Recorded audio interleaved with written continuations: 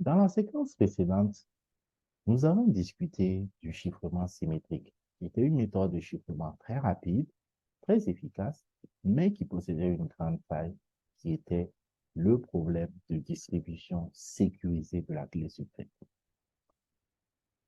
Dans cette séquence, nous parlerons maintenant d'une méthode qui permet de pallier ce problème-là, qui est le chiffrement asymétrique. Imaginons que vous souhaitez envoyer un message confidentiel à des amis, mais cette fois, l'approche est différente.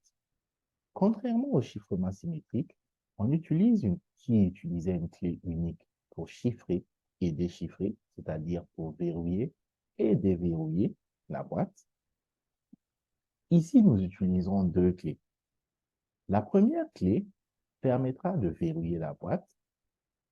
Celle-ci est appelée clé publique.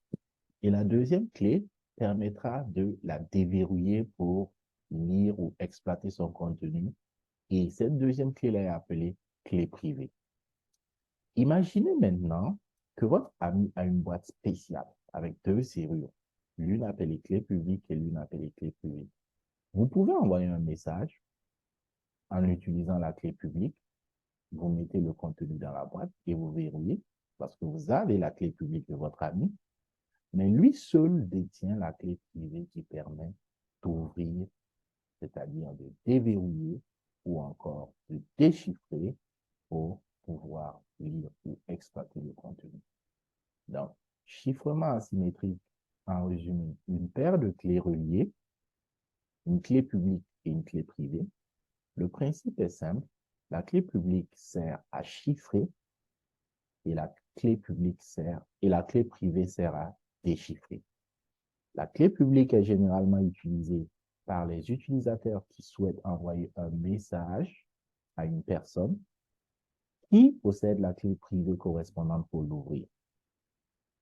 Un principe également important de ce chiffrement asymétrique, c'est que les deux clés ne peuvent être dérivées l'une de l'autre. Cela veut simplement dire que si vous disposez de la clé publique d'un individu, vous ne pourrez en aucun cas retrouver sa clé privée à partir de la clé publique. Et ce principe-là est un principe mathématique. Donc, pour illustrer cela, on va prendre un exemple analogique. Pour illustrer cela, imaginons que nous avons une boîte avec deux serrures, une dorée et une argentée. Vous envoyez la boîte à votre ami qui possède la clé dorée, la clé publique, pour verrouiller la boîte. Une fois verrouillée, seule la clé argentée, clé privée, permet de l'ouvrir. En résumé, le chiffrement asymétrique est une méthode de sécurisation robuste en utilisant deux clés distinctes, simplifiant ainsi la distribution des clés. Parce que dans ce cas de figure, on n'a nul besoin d'envoyer la clé à travers la transaction, car l'expéditeur possède la clé publique et le destinataire possède la clé privée, tout en garantissant bien sûr la confidentialité des données. Il existe toujours un problème dans le chiffrement asymétrique qui est une grande limite, c'est comment s'assurer de l'authenticité de la clé publique.